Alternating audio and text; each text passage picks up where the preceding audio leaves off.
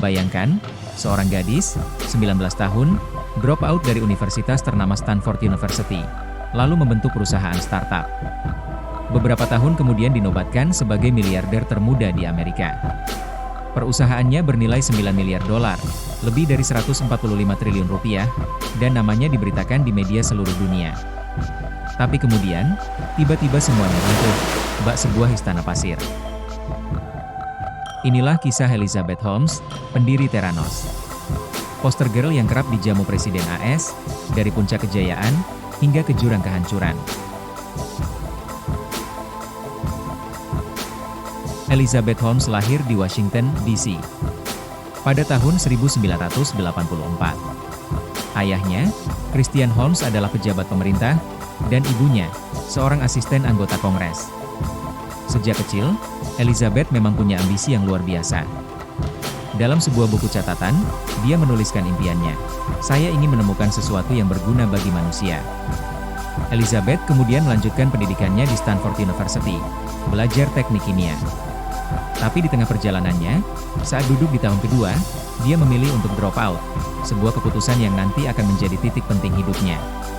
Selama di Stanford, dia juga sempat belajar bahasa Mandarin dan melakukan magang di sebuah laboratorium di Tiongkok. Dalam perjalanan ke Cina, dia bertemu Ramesh Sani Balwani, pria yang lebih tua 19 tahun darinya, yang nantinya menjadi kekasih, sekaligus Chief Operations Officer perusahaannya. Setelah drop out, pada tahun 2003, Elizabeth mendirikan sebuah startup teknologi medis yang diberi nama Theranos, gabungan dari terapi dan diagnosis.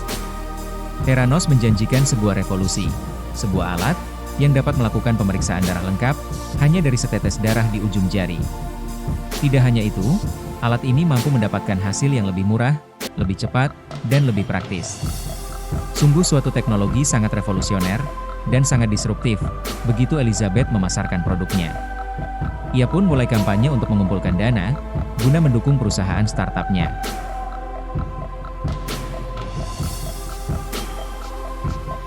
Elizabeth mampu meyakinkan investor dan masyarakat bahwa teknologi yang tengah ia kembangkan, akan menjadi terobosan penting di bidang diagnostik.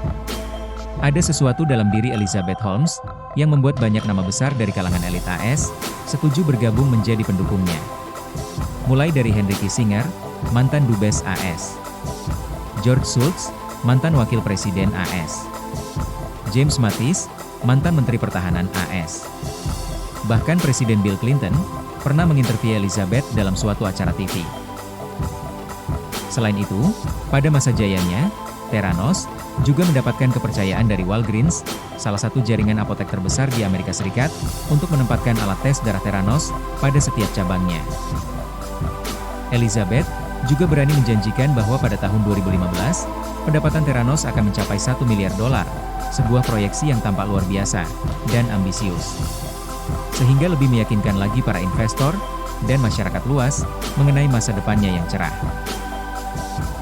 Majalah Forbes pun menobatkannya sebagai wanita miliarder termuda di Amerika pada tahun 2015.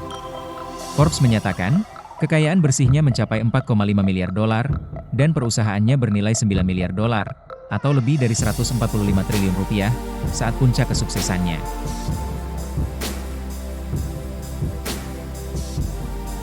Namun, di balik kesuksesan yang tampak gemerlap, teknologi yang diberitakan luas sebagai teknologi disruptif tersebut, tidaklah berjalan sesuai janjinya.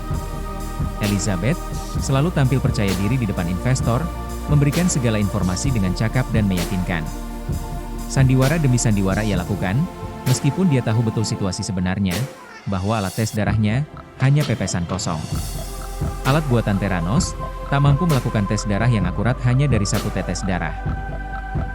Di belakang layar, di dalam laboratoriumnya, darah yang diambil dari pasien diencerkan, sehingga kuantitasnya lebih besar. Untuk memenuhi pesanan dan memenuhi standar diagnostik, Theranos justru menggunakan mesin penganalisa darah yang dijual bebas di pasaran, bukan teknologi revolusioner yang dijanjikan. Tentu saja, dengan proses pengenceran dan penggunaan mesin yang tidak sesuai prosedur tersebut, akan menghasilkan hasil yang tidak akurat, sebuah masalah yang dapat membahayakan pasien, bukan malah menyelamatkannya. Sungguh luar biasa keberanian Elizabeth. Budaya kerja di perusahaan Theranos juga penuh rahasia, tekanan, dan intimidasi. Karyawan yang melawan atau mengungkap keganjilan yang ada di laboratorium akan diberikan peringatan atau diberhentikan, sehingga masalah tak dapat terungkap lebih luas. Mencium kejanggalan ini, jurnalis John Carreiro dari The Wall Street Journal mulai menyelidiki kasus tersebut, dibantu oleh whistleblower dari kalangan internal Theranos.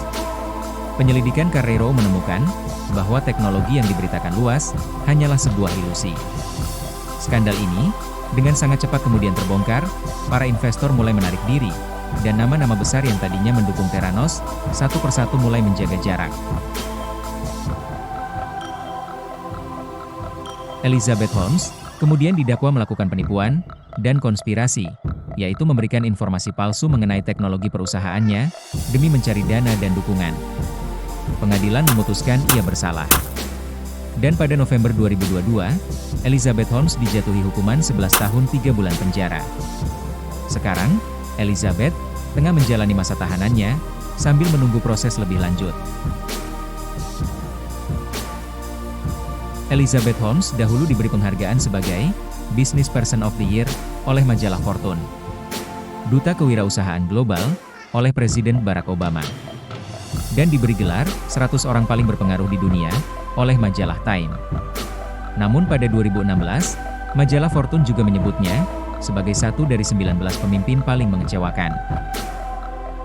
Idolanya adalah Steve Jobs. Dia berusaha keras meniru gaya penampilan Steve Jobs. Tampak jelas dari gaya berpakaian Elizabeth, turtleneck hitam, Steve Jobs juga drop out dari universitas. Suaranya sengaja diberat-beratkan untuk memproyeksikan sosok yang kuat. Banyak yang berkomentar bahwa taktik yang digunakan Elizabeth dikenal di dunia teknologi sebagai fake it till you make it, atau berpura-pura sampai kamu berhasil. Dengan harapan, satu saat akan ada terobosan. Tapi ini dunia kesehatan. Bagaimana Elizabeth tega mempertaruhkan nyawa orang melalui eksperimennya? Ia terlalu ambisius dengan apa yang ingin dicapainya. Profesornya di Stanford, Phyllis Garner, pernah memberikan nasihat kepadanya, lupakan alat tes darahmu, kau tidak akan berhasil. Namun dia mengabaikannya. Pertanyaannya, mengapa begitu banyak orang-orang hebat Amerika bisa terperdaya oleh seorang wanita muda? Silahkan share komen Anda di bawah ini. Bila Anda menyukai konten seperti ini, bantu kami klik like, share video dengan teman Anda, dan jangan lupa klik subscribe. Terima kasih telah menonton channel kami.